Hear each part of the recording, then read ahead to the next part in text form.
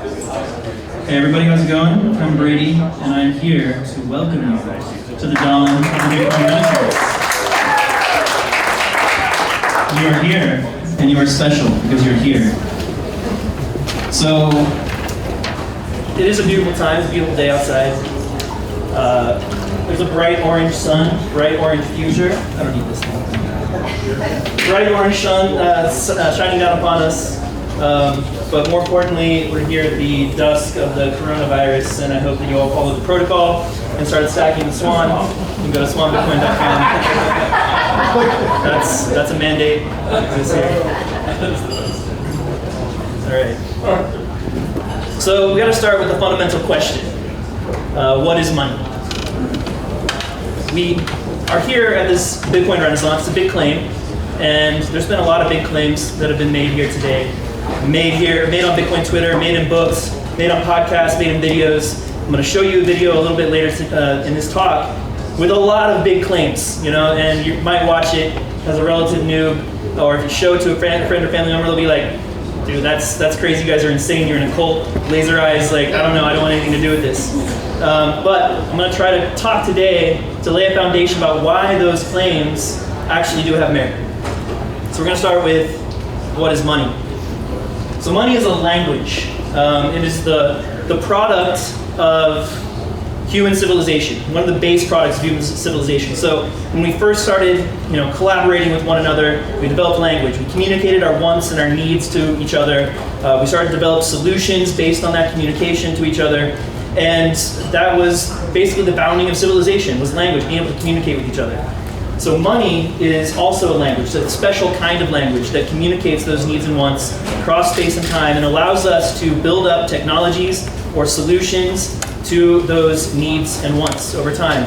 And money is special because it can do that beyond any language barrier.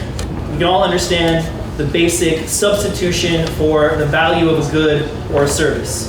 And so over the long arc of human history, money has served as this fundamental language that's connected all of us despite even language differences. We learned that we could better satisfy our needs and wants as a society with money.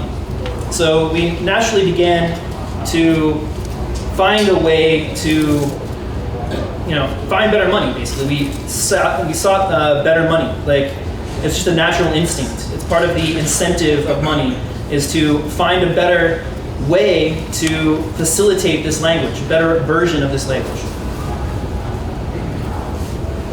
So through that process, we found that money is a force for human advancement. It's a force for us to develop each other individually into better beings, but also into society as a better society as a whole. So money becomes basically the base layer of civilization. It's like the machine code. And it's hard for us to really intuitively understand how important money is to society, how pervasive it is. It's a fundamental force, and it has an incredible effect on the quality and the values of a society. And that's why the quality of money matters, all right? The main quality that money needs to have in order to be a foundation for really high quality civilization is that it needs to be reliable. We need to be able to rely on it to effectively communicate those needs and wants, not just between you and me now when we're having a trade, but between you and me over a long period of time, and then between me and our subsequent generations, right? And further. So if you have a reliable money, you can think generations into the future. American Indians have a phrase of the seventh generation thinking. So start making decisions based on 7 generations from now. And if you have a money that's going to, debase and be worthless in a few decades compared to the value that you have, expended for it now, right, through your producing of a good or providing a service, then you can't think that far in the future. You have to think now. You have to turn over those goods and services. You have to consume, and the signal of the solutions of your needs and wants is diminished. So basically you're getting poor quality solutions over space and time. And those solutions aren't being disseminated widely. And so you end up with a society like that watches quarterly reports and tries to create planned obsolescence and all that kind of thing. It's very short term. So if the money is not reliable, you're going to have a society that cannot rely upon it and therefore behaves in a way that is logical. So we had over the years we had gold kind of settled upon gold as sort of the best money because it was reliable. So gold doesn't tarnish. We have basically all the gold that's ever existed still exists on the or that's ever been dug up basically from the earth and used as money or for some other purpose still exists on the surface of the earth. It fills 4 Olympic-sized swimming pools. We add a little bit more to it every year. And so it's reliable because it's constrained, the supply is constrained naturally by the earth and where it's available. And it doesn't go away. So it was very reliable, generation after generation and over the centuries, even the millennium, we settled on gold over and over again. Okay.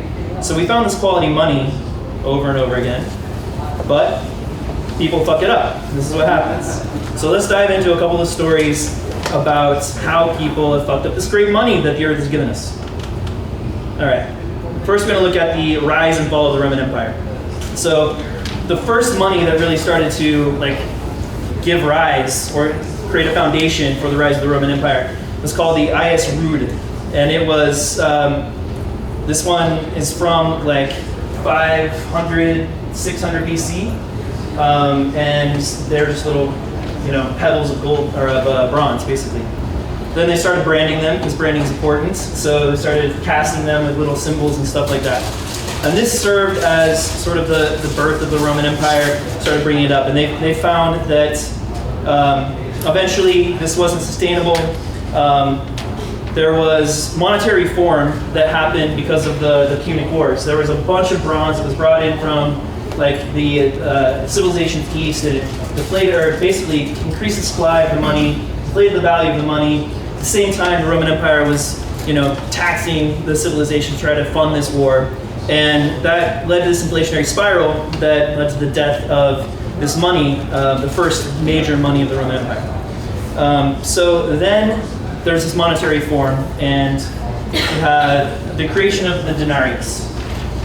Now, this money allowed the Roman Empire to reach its peak, become the most important civilization in the history of the pan-European region, right?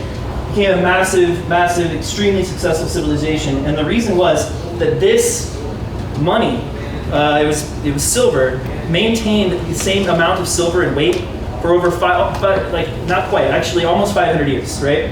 So these were very prosperous times for the Roman Empire. It was built on the foundation of this very sound money, and Rome became the dominant force in the region. So as Rome prospered on the sound foundation of this money, the denarius became the unit of account for most of the Western world, right?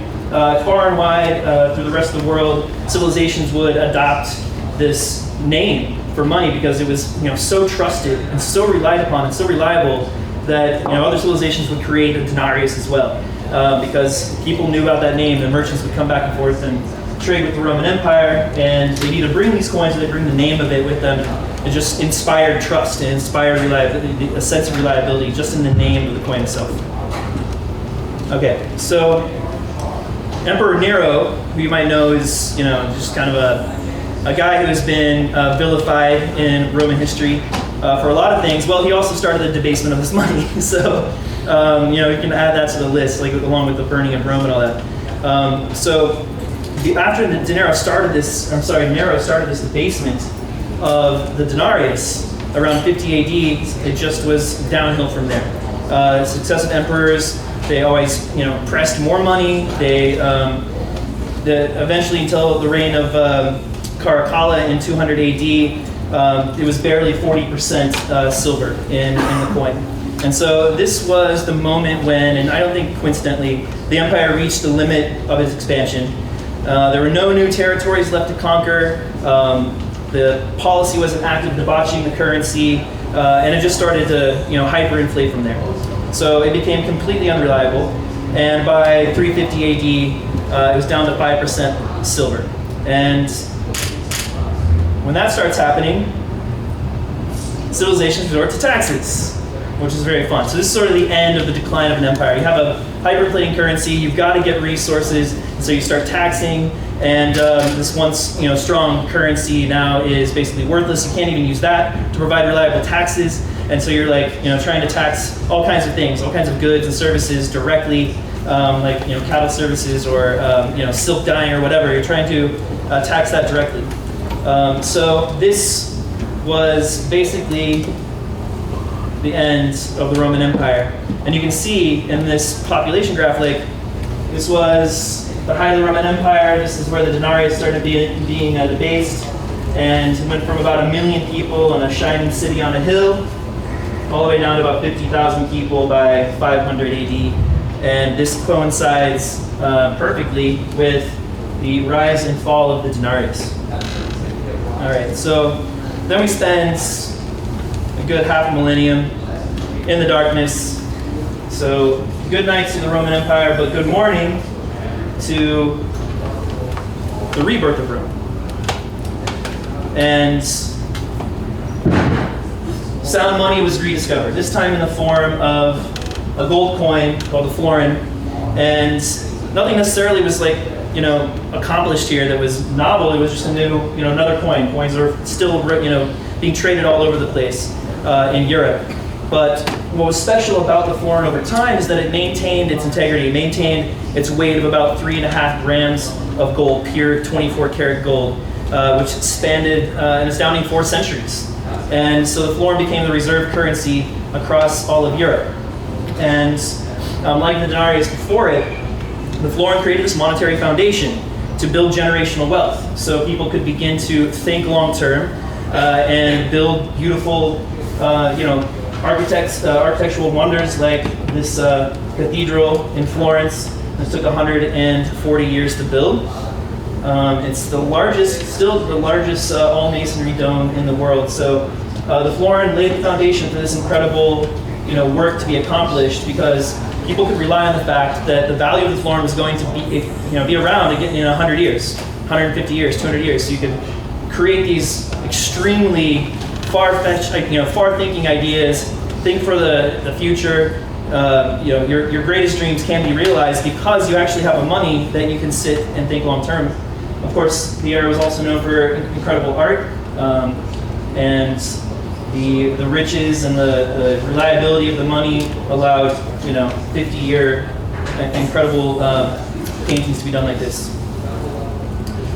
Okay, so in about 1202, at the same time that the florin started being minted, Fibonacci wrote this book called The Book of Calculation, and he brought over ideas, mathematical ideas from the India and the Hindu region, and applied these in the book. But also in the book were the ideas of double entry accounting or bookkeeping, and that technique completely revolutionized banking. All right, so you put those two things together, you have a money that can provide this sound foundation for a renaissance, and this idea of how to increase the velocity of money by new accounting techniques, and you get a flourishing of capitalism around the region.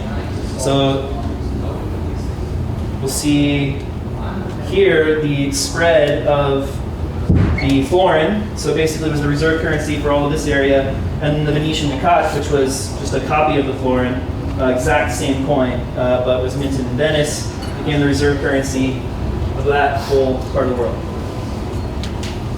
Of course, it inspired international trade routes, and this is all because of the reliability of the money. But once again, people screwed up. So the dark side of banking. So you can see this guy is like photobombing this painting over here. And he's like pointing down at the book, and he's like, look at what we figured out. So paper notes started being issued because it was easier, right? It was easier to keep your gold, and basically outsource the security of your money and your wealth. And it increased the velocity of the money as well, which was important. I mean, it did lead to a lot of wealth to be able to trade a lot more quickly. So Nick Botti and Layered Money, you guys might know Nick. You should check out his book Layered Money. I borrowed kind of heavily from that book for this, but he wrote, the gold coin is a first layer money in the form of final settlement, and the piece of paper only exists because the gold it represents is a second layer money created as a liability on somebody's balance sheet, of course. So we understand that. It's basic banking, right? Okay, so this is okay. It's all right. As long as you have this fully backed reserve, you can trust the bank to actually give you your gold back when you have that paper claim. All right, it's okay. So things work out fine for a little while. But then this guy gets the idea like, hey, we don't have to keep all of the gold that we promised that we have, and we can go ahead and give out loans and basically debase the money through the leverage lending, and that started happening throughout the region. The Medici Bank, which was the biggest private bank in the region, there were many others as well, but Medici Bank was dominant. They gave out all kinds of loans like this, leverage loans, and all over. They had 12 branches all over Europe, and they basically went bust. It was one of the main reasons why they went bust. That, and they created a lot of enemies that kept assassinating them and stuff like that. So that was also not good. But people screwed it up. So fast forward to the next example that we're going to look at. In 1913, the Federal Reserve Act was signed into law and created the Federal Reserve. In 1971, this man, who resembles the dude that was photobombing in the bacon picture, not coincidentally, I think, he ended the gold window, basically said that the dollar is no longer good for a claim on gold. So this same thing has been repeating over and over throughout history. And we've been living with this completely fiat money for 50 years. So what happens? Well, we have data now. We have better data than we did back then, right? So look at the inflection points here, and the arrows point to roughly 1971. These all come from WTFHappened1971.com, which is just a series of charts like this with inflection points eerily at the same moment in history in 1971. Here you see productivity basically continuing apace, and compensation basically flatlining. So the delta here essentially amounts to time theft, right? You're continuing to be just as productive with your time, but you're not getting compensated for it. Here's another look at it. All right, this one a little bit better look at the wealth inequality that fiat money leads to. So the wages and earnings of the highest percentile, the top 5%, looking good, continues apace. Everybody else flatlines. Okay, so here's income growth. Completely stops. It's the top for the bottom 90%, top 1% of earners.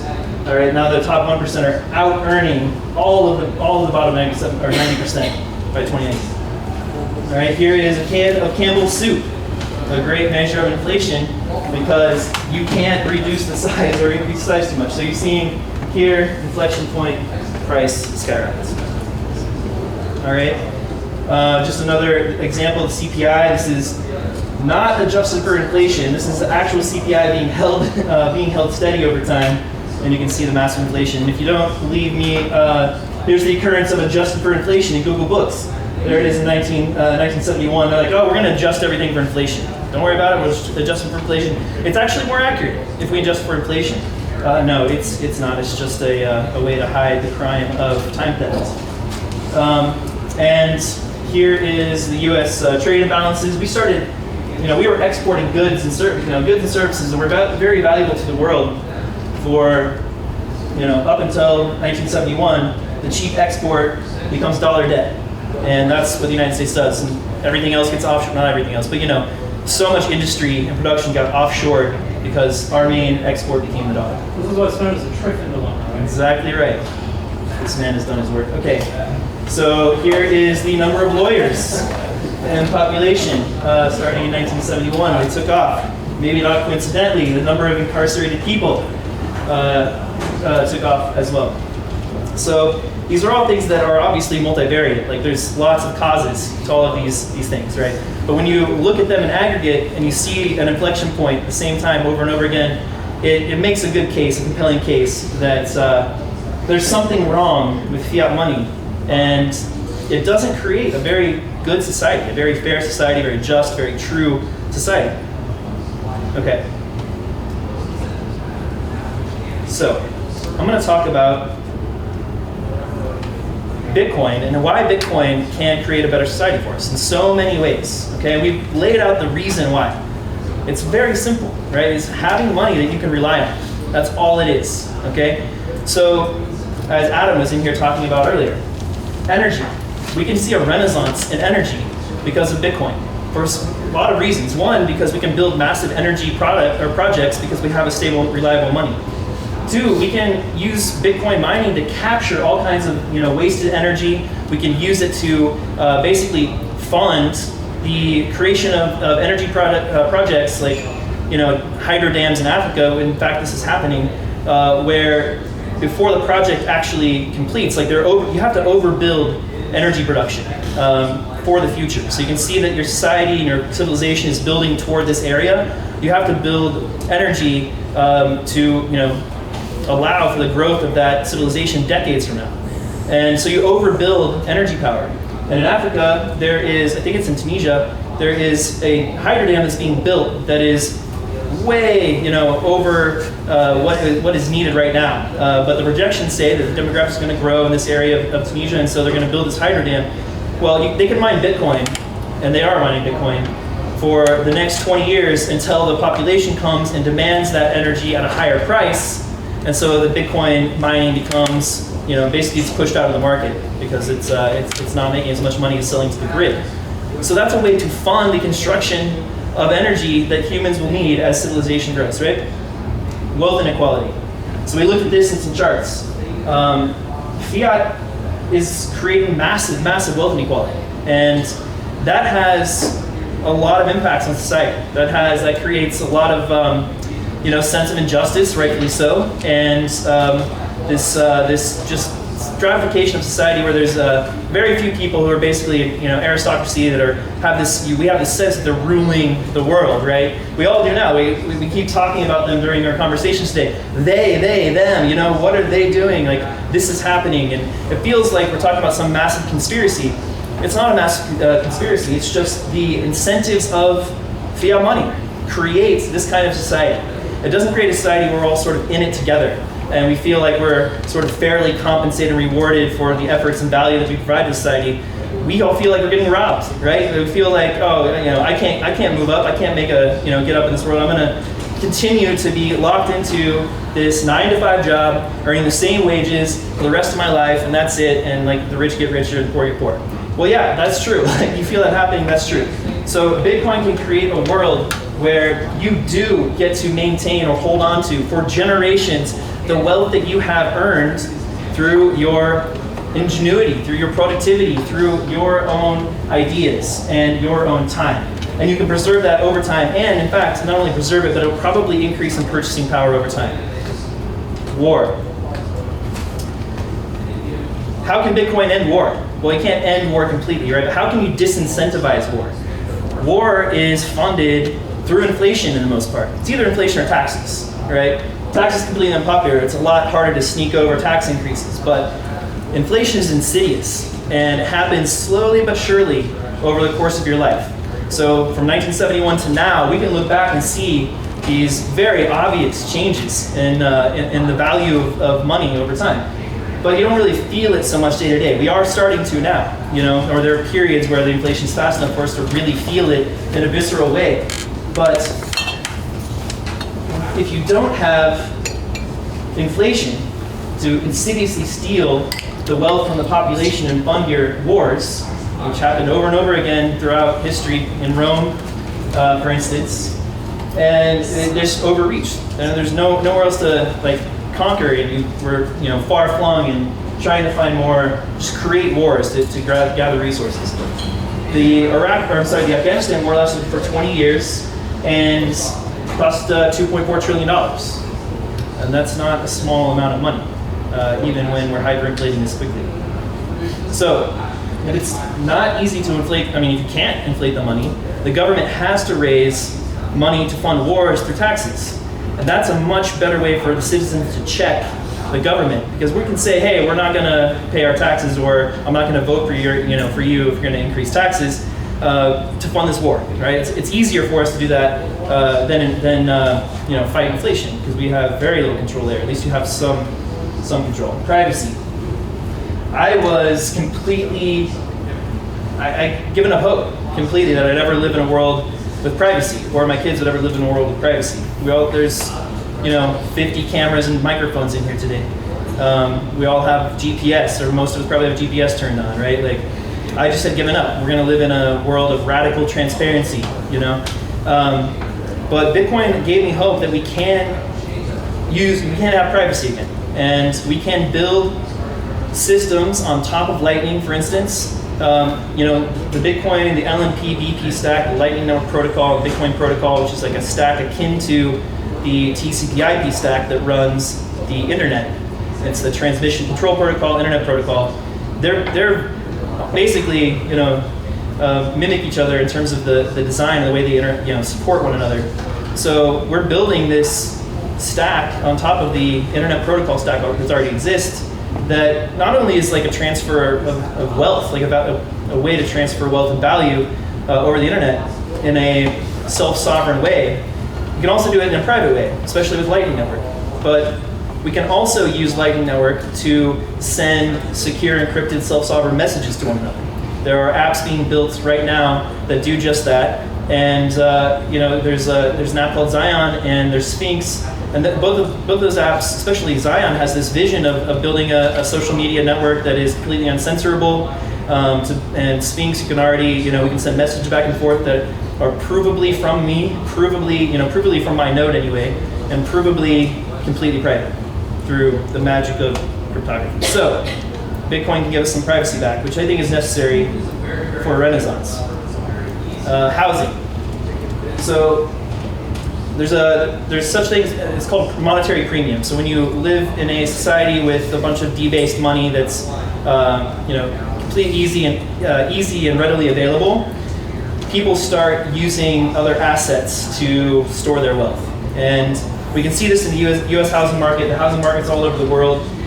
People are, who are benefiting from that monetary spigot the most are buying up equities and buying up real estate and housing. We have houses and apartments and stuff all over the world that are literally empty. They're just held because they're confident they're going to go up in value over time as a way to store their wealth, because it's actually a scarce asset. Unlike the dollar that they don't trust anymore. It's not reliable, so they want to get that out of their holding and put it into something that's reliable. So in a Bitcoin world, when you have amount of money that you can actually save your value in, you trust it, it's reliable, you don't have to put monetary premium into housing. And you can start using it for its actual utility value, which is a space for you to live and protect you and your family from the elements. This is Bitcoin. The Bitcoin Renaissance will lead to a renaissance in housing as well. We'll have less wealth inequality, cheaper, more affordable housing, and those base needs on Maslow's hierarchy will be much more easily filled and allow us to have a society that's much less stratified, and I think we'll all feel more together and feel like there's a just, fair society. So I want to take a moment with all of that and see if I can.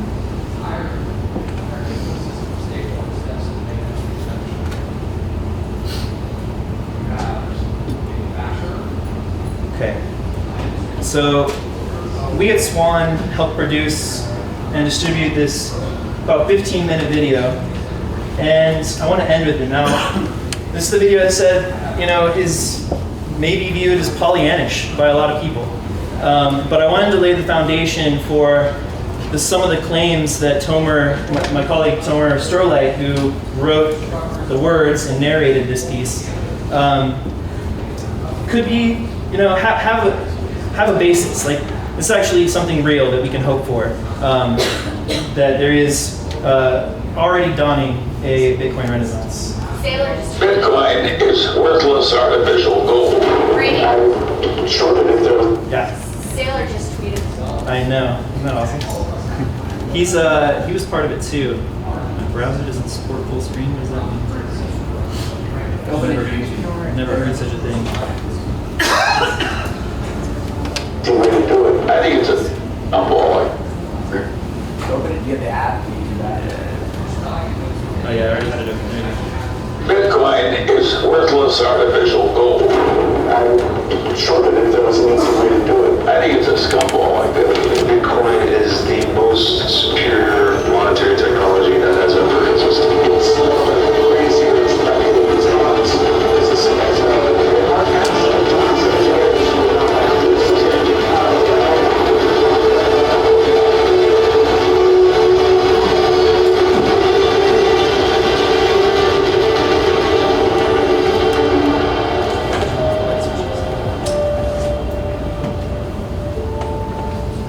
Bitcoin's hope. The year is 1948.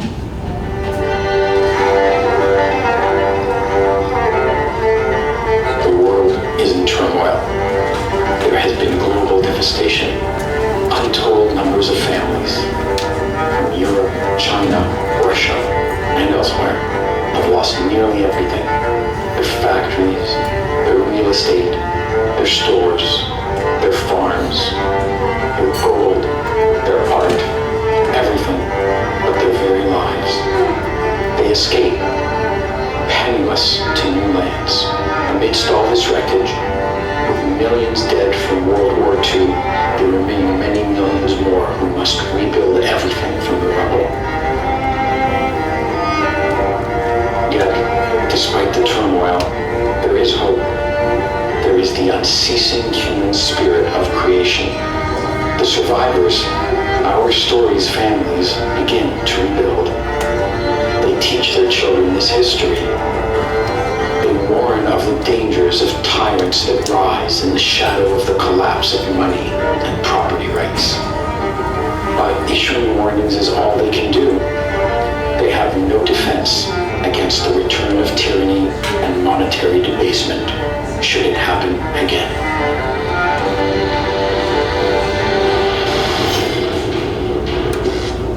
The year is 2008. 60 years have passed. So much has been rebuilt that more abundance exists now than ever before. Humanity is flourishing. Global information and trading networks unify the world. They far exceed anything that came before. Cities have been erected by the thousands. Billions live in comfort. Art was preserved and restored. Entrepreneurship is thriving. But not all is well. Our families observe the early signs of collapse, once again rising to cast their dark shadows. Banks suddenly fail across the globe. Governments step in to protect them. They utilize cheap debt and money printing. It comes at a cost. That cost is the principle of fairness. Once they start to drink from this chalice of easy money, governments and those who benefit cannot stop themselves from gorging upon it. They help themselves to hundreds of billions of dollars of unearned wealth. It is a looting that far exceeds any that came before. Meanwhile, quietly, in the dark and nearly deserted recesses of the information network that now spans the earth, a sole engineer toils to combine cryptographic functions and peer-to-peer technologies to invent something new, something which he hopes might someday serve as money that can never be looted or corrupted by governments, tyrants, thieves, or fools. The year is 2021. A cycle that leads to tyranny and war appears to be repeating. Money is debased. Governments take control of industries through mandates and decrees. International disputes upset a fragile balance where some nations became dependent on others for their necessities. A tyranny has become the largest exporter in the world. People are easily frightened into hysteria. Even within nations, divisiveness has reached record levels, even within families. There is a battle, but it is not a military conflict. It is not fought between nations. It is an undeclared war. It is a war over property, wealth, power, and money. It is a war between this story's families who seek freedom and those who seek easy rewards at others' expense. Freedom requires living with the consequences of the actions one takes. Freedom requires risk-taking, setbacks, losses, and failures before achieving success. Freedom's opponents seek to avoid this work. They demand results without doing the needed work. This does not work. Every time this path is taken, it leads to tyranny. It is a dead end. Literally, it ends in death. Yet freedom's enemies now possess power in every nation on earth. They meddle in every industry. They promise to fix everything if everyone just obeys their orders. They demonize the disobedient and blame them for the world's problems. Once again, the world is in turmoil. Meanwhile, in relative obscurity, the something that was invented by that sole engineer and released into the world in 2009 is taking root and growing. Its mysterious maker has disappeared. This was part of his design. It is taking on a life of its own. Many families now see it as a source of shelter and protection from the turmoil they see happening around them. They are now using it to protect their wealth, their property, and freedom.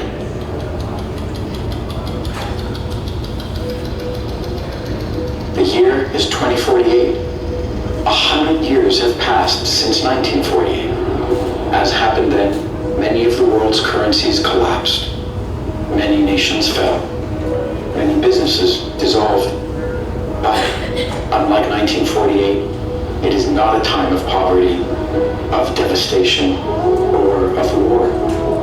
Instead, it is a time of abundance, creativity, and peace. Our families, who spent generations rebuilding since 1948, were not ruined this time, because their money did not collapse.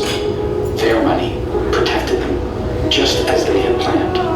It protected their property, their real estate, their farmlands, their factories, their businesses, their charities, and their art collections. Moreover, it protected human beings. It protected responsible, hardworking, honest human beings. It protected freedom, their money, Bitcoin, the something that sole engineer released in 2009 was the key technology that prevented a repeat of the destructive tragedies of the 20th century.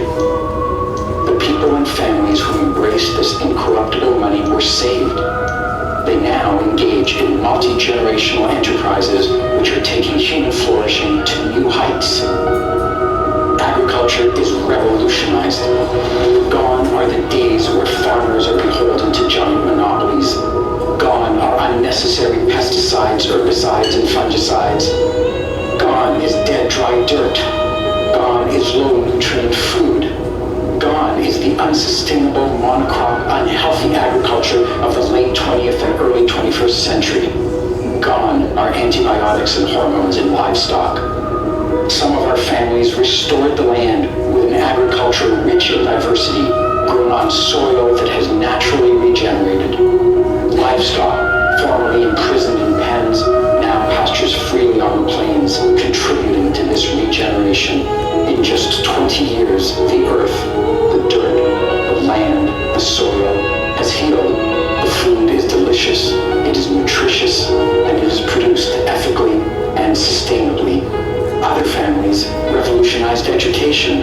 Gone are national curriculums which commanded that all children must learn the same material, at the same age, at the same pace. Gone are costly yet worthless degrees. These are replaced with individualized instruction, allowing everyone to learn at their own speed. each child focuses on their own towering strengths so they can spend their lives doing what they love and sharing their gifts and talents with others. Abundant and free education feeds everyone's minds whenever they are hungry for new knowledge. There is ample, beautiful, and practical housing throughout the world. Everyone has access to water, power, heat, internet, roadways, stores, and all the local cultural amenities. This too is thanks to the efforts of families whose wealth was protected by sound money.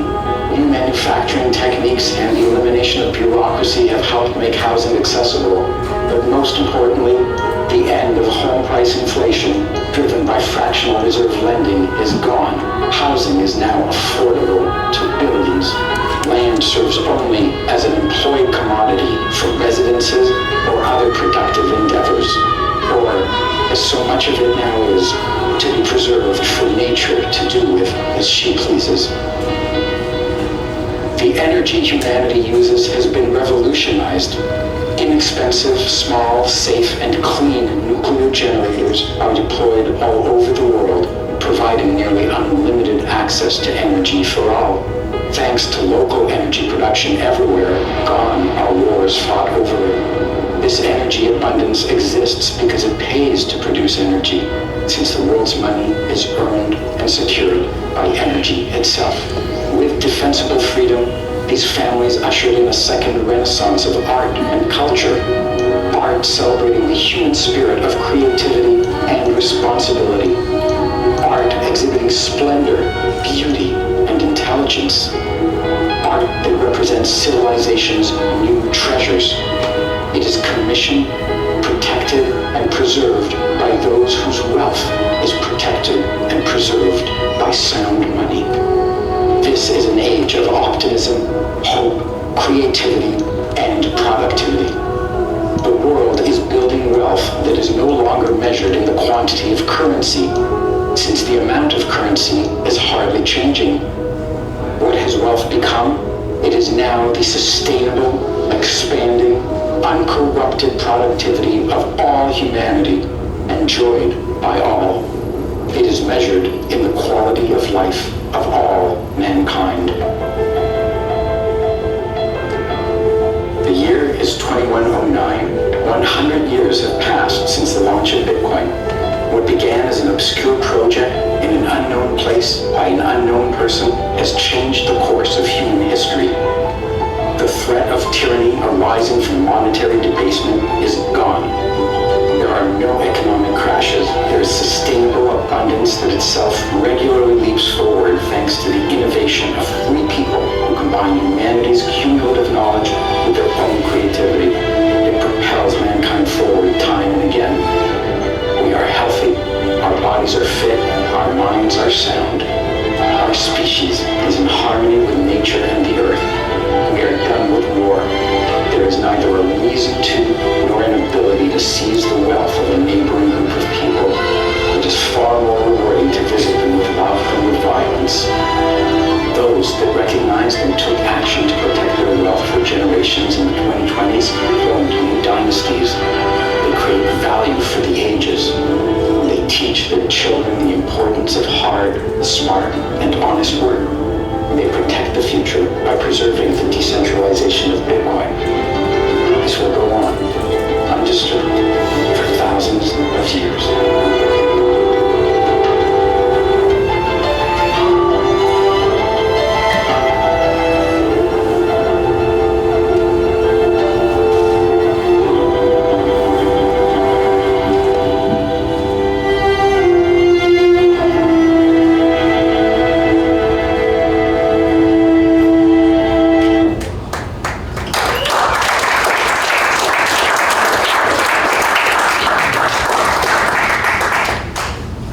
So we Take all my money. So we looked at two renaissances that failed because people screwed it up. Because they're greedy and can't resist the power of printing more money. But we're looking at another renaissance right now that cannot be screwed up by people, because we have the invention of a money finally that is resistant to human greed, but also relies upon human greed, brilliantly to create the Bitcoin Renaissance. So thank you for coming. I want to do a couple of quick, take me to the, yeah, I think I had, yeah, here we go. Okay, so I work for Swan Bitcoin. I'm head of education. My name is Brady Swinson. We are dedicated to Bitcoin only. We'll never sell any shitcoins. You can send your friends and family to Swan Bitcoin and know that they will never be tempted or confused by shitcoins in any way. We're committed to high quality Bitcoin education. We're committed to high quality, world-class customer service. You can go to swanbitcoin.com to start stacking today. We have an awesome automated Bitcoin savings plan, daily, weekly, monthly, set it and forget it, connect your bank account, we'll pull the money out, convert it into beautiful Bitcoin, and you can log in a year later and be excited about how much Bitcoin you've saved. We also do smash buys, of course. You can, whenever Peter Schiff tweets that Bitcoin's dead, you can go and smash $1,000. Do you have an automated service for that? It's on the roadmap. It keeps going down the priority list, but we do want to do automated stacking rules. And the first one we're going to do is when Peter Schiff tweets about Bitcoin, you automatically buy Bitcoin. So that will come. Not kidding. And we have a whole long list of them. We're going to let people vote up which one should be added next. Okay. We also have the Swan course. You do not have to be a Swan customer to be in the Swan course. Go to swanbitcoin.com/enlist. You'll make 25% of all of Swan's fees for every purchase your referral makes, which really adds up. It's amazing to log in and see all these little referral sats stacking up for me. So we have 9,000 people on the Swan course, and they send us lots of Bitcoiners or new coiners that we turn into Bitcoiners. We also have Swan Private, which is for high net worth individuals and corporations looking to build generational wealth with Bitcoin. You'll get a dedicated partner to work with you on your Bitcoin strategy. We're also launching Swan Advisor Services, which is service for financial advisors to be able to buy Bitcoin for their clients' portfolios through Swan. So if you're a Swan, or if you're a financial advisor, or you want your financial advisor to set up a Swan account for your retirement investments, for instance, you can do that at swanbitcoin.com/advisors. And yeah, that's it. One more here. Here we go. So if you DCA, you get to turn into Jean-Luc Picard, chilling, just looking happy as can be. That's where I want to go. That's goals right there. All right, thanks everybody.